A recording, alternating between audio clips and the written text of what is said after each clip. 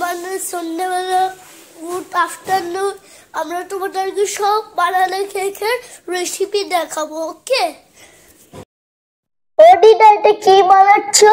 এটা banana cake. আচ্ছা সবাই দেখবে বানানা কেকের রেসিপি, ঠিক আছে? হ্যাঁ সবাই দেখে নেবে, পুরো দেখবে একদম।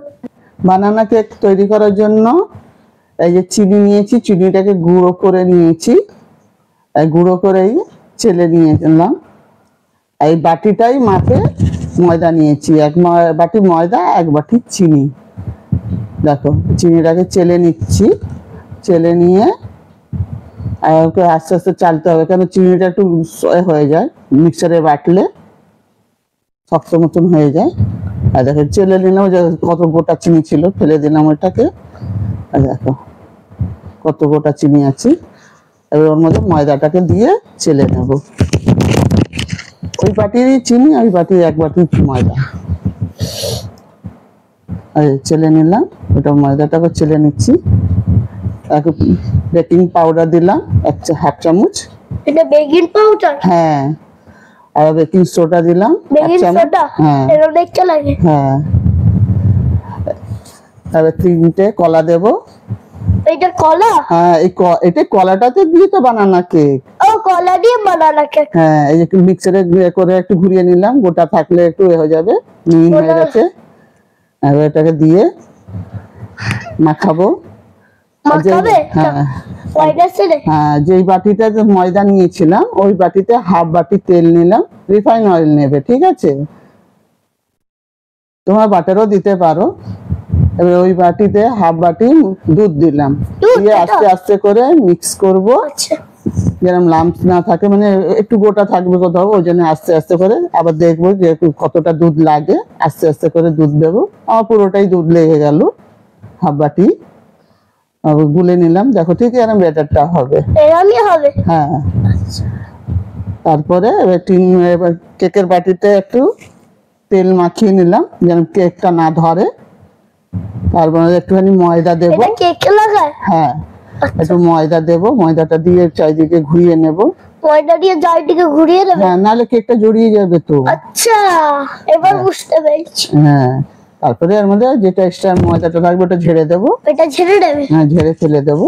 আচ্ছা এবার ওর মধ্যে কেকের মিশ্রণটা দিয়ে দেবো।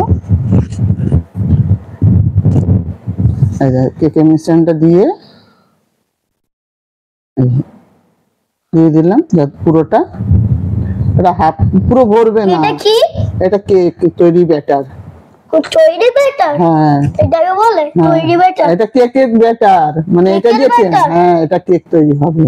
আর নুন দিলাম, নুন দিয়ে একটা স্ট্যান্ড বসালাম, এটা কড়াতে ছড়ানো জায়গাটা আছে, আমাদের কেকের এটা মিশ্রণটা বসিয়ে দিলাম। এবার ঢাকা দিয়ে দেবো, আধা 45 মিনিট পর দেখবো। আধা ঘন্টা পর দেখছি, দেখো খুলে কেকটা কেরকম ফুলে এসছে, চারিদিক দিয়ে লাল হয়ে এসছে কেকটা। আবার 15-20 মিনিট পর দেখবো আবার।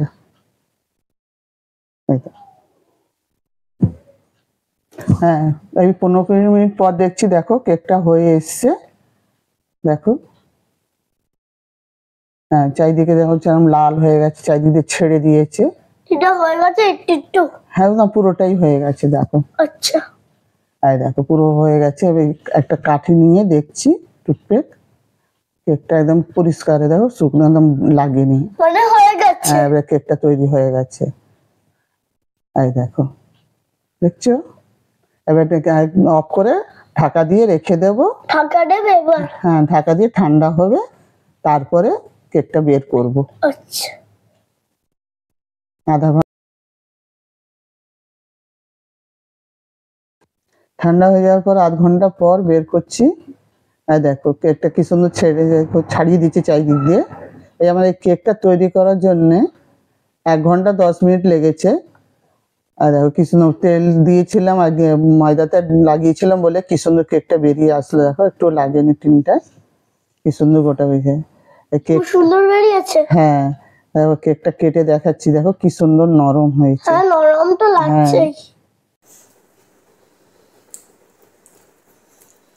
ভালো হয়েছে। সবাই ট্রাই করবে রেসিপিটা আর কমেন্টে বলবে কেমন হয়েছে এটা আর কেমন বানিয়েছি আমরা। টাটা। কেকটার রেসিপি ভালো লাগলে একটা লাইক, চ্যানেল সাবস্ক্রাইব করবে আর কমেন্ট করবে। টাটা।